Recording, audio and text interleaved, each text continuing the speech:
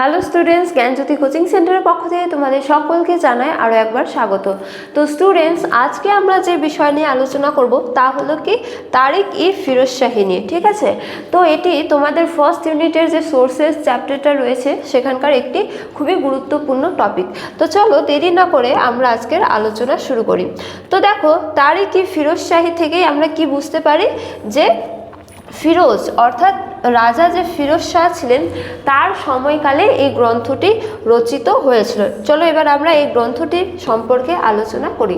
তো দেখো, প্রথমে বলা যায় যে দিল্লি সুলতানি আমলের তথ্য সম্পর্কে জানার একটি অন্যতম প্রধান উপাদান হলো কি তারিক-ই-ফিরোজ শাহী নিয়ম। ঠিক আছে, তো বলা যায় যে সুলতানের যুগ সম্পর্কে জানার জন্য বিভিন্ন উপাদান থেকে আমরা কিন্তু জানতে পারি। তো যার মধ্যে একটি অন্যতম উপাদান হলো কি তারিক-ই-ফিরোজ শাহী। ঠিক আছে, তো এই গ্রন্থটি 1358 খ্রিস্টাব্দে জিয়াউদ্দিন বারুনি রচনা করেছিলেন বলে জানা যায়। অর্থাৎ এই গ্রন্থটি কে রচনা করেছিলেন? এই গ্রন্থটি রচনা করেছিলেন জিয়াউদ্দিন বারুনি এবং তিনি মূলত 1358 খ্রিস্টাব্দে এই গ্রন্থটি রচনা করেছিলেন বলে জানা যায়। তো বলা হয়েছে যে তিনি মূলত ফিরোজ শাহ তুগলকের কাছে প্রশংসা পাওয়ার জন্য এই গ্রন্থটি রচনা করেছিলেন। তো জিয়াউদ্দিন বারুনি যে এই গ্রন্থটি রচনা করেছিলেন, তো এই সম্পর্কে একটি কন্ট্রোভার্সি রয়েছে যে বলা হয়েছে তিনি মূলত সম্রাট বা সুলতান ফিরোজ শাহ তুগলকের সুনজরে আসার জন্য বা তার কাছে প্রশংসা পাওয়ার জন্য এই গ্রন্থটি রচনা করেছিলেন বলে জানা যায়। তা সত্ত্বেও বলা যায় যে এই গ্রন্থটির ঐতিহাসিক গুরুত্ব একাধিক, কেননা এই গ্রন্থ থেকে আমরা নানা তথ্য জানতে পারি। যেমন এবারে আমরা আলোচনা করব যে এই গ্রন্থ থেকে আমরা কি কি তথ্য জানতে পারি। তো দেখো, ঐতিহাসিক গুরুত্বের মধ্যে বলা যায় যে ঐতিহাসিক উপাদান হিসেবে জিয়াউদ্দিন বারুনির লেখা তারিক-ই-ফিরোজ শাহী গ্রন্থের গুরুত্ব অনেকখানি। ঠিক আছে, তো এই গ্রন্থ থেকে যে সমস্ত ঐতিহাসিক তথ্য আমরা জানতে পারি তা হলো, দেখো, প্রথমত বলা যায় যে সুলতানি যুগের সূচনা থেকে ফিরোজ শাহ তুগলকের রাজত্বকাল পর্যন্ত বিস্তৃত বিবরণ সম্পর্কে জানা যায়। প্রথম ঐতিহাসিক গুরুত্ব। ঠিক আছে, অর্থাৎ কি সুলতানি যুগের সূচনা বা বলা যায় যে দাস বংশ থেকে শুরু করে একেবারে ফিরোজ শাহ তুগলক বা তুগলক বংশ পর্যন্ত ইতিহাস সম্পর্কে জানতে আমাদের ফিরোজ শাহী গুরুত্ব কিন্তু একাধিক সাহায্য করে। অর্থাৎ দাস বংশ থেকে শুরু করে একেবারে তুগলক বংশের ইতিহাস জানার জন্য তারিক-ই-ফিরোজ শাহী আমাদের যথেষ্ট সাহায্য করে।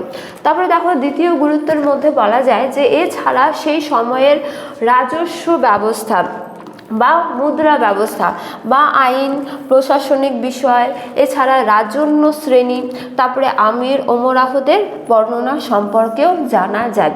ঠিক আছে, তো বলা যায় যে এই গ্রন্থ থেকে আমরা তৎকালীন সময়ের যে রাজনৈতিক ব্যবস্থা রয়েছে তা জানতে পারি এবং এর পাশাপাশি অর্থনৈতিক ব্যবস্থা সম্পর্কেও কিন্তু আমরা জানতে পারি এই গ্রন্থ থেকে।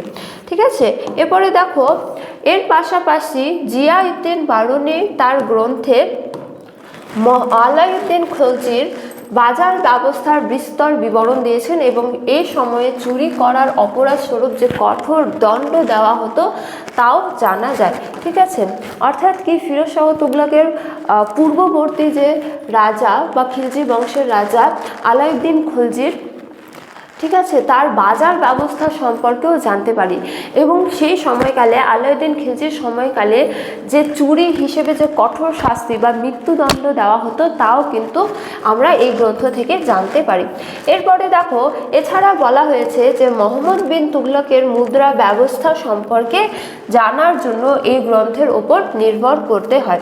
তো ফিরোজ শাহ তুগলকের পূর্ববর্তী রাজা যে ছিলেন মোহাম্মদ বিন তুগলক, তার সম্পর্কেও কিন্তু এই গ্রন্থ থেকে জানা যায় এবং তার মধ্যে সর্বাপেক্ষা তার যে মুদ্রা ব্যবস্থা ছিল মোহাম্মদ বিন তুগলকের তার সম্পর্কে কিন্তু বিস্তর বিবরণ পাওয়া যায়। এরপরে দেখো, বলা হয়েছে যে এই গ্রন্থ থেকে আমরা সেই সময়ের সামাজিক অগ্রগতি, ভূসম্পত্তিগত বিষয়গুলি সম্পর্কেও কিন্তু জানতে পারি। তো সব মিলিয়ে বলা যায় যে এই গ্রন্থ থেকে আমরা তৎকালীন সময়ের বিশেষত সুলতানি যুগের রাজনৈতিক, অর্থনৈতিক, সামাজিক সমস্ত বিষয়গুলি কিন্তু আমরা এই গ্রন্থ থেকে জানতে পারি। ফলে বলা যায় যে যদিও বেশ কয়েকজন ঐতিহাসিক মনে করেন যে তিনি কেবলমাত্র সুলতানের ভালো দিকগুলি তুলে ধরেছিলেন বা খারাপ দিকগুলি তুলে ধরেননি, কেননা তিনি ফিরোজ শাহ তুগলকের সুনজরে আসতে চেয়েছিলেন। তা সত্ত্বেও বলা যায় যে ঐতিহাসিক গুরুত্ব হিসেবে এই গ্রন্থের গুরুত্ব কিন্তু অনেকখানি। ঠিক আছে, তো স্টুডেন্টস এই ছিল আজকের আলোচনার বিষয়। তো ক্লাসটি শেষ করার পূর্বে তোমাদের একটা ছোট্ট ইনফরমেশন দিয়ে রাখি। তোমরা স্ক্রিনে দুটো নাম্বার দেখতে পাচ্ছ, তা হলো 6295916282 এবং 7076398606। তো এই দুটো নাম্বার হলো আমাদের কোচিং সেন্টারের অফিসিয়াল হেল্পলাইন নাম্বার। তো তোমরা যারা চাইছো যে তোমরা আমাদের সাথে এই সেমিস্টারে অনলাইনে ক্লাস করবে, আমাদের সাথে যুক্ত হবে, তোমরা কিন্তু এই দুটো নাম্বারের মধ্যে যে কোনো একটিতে যোগাযোগ করে আমাদের সাথে যুক্ত হতে পারো। তো আজকের ক্লাস এতটাই, তোমাদের সাথে দেখা হবে পরবর্তী ক্লাসে। ততক্ষণ তোমরা সকলেই ভালো থাকো, সুস্থ থাকো। Thank you so much, thanks for watching.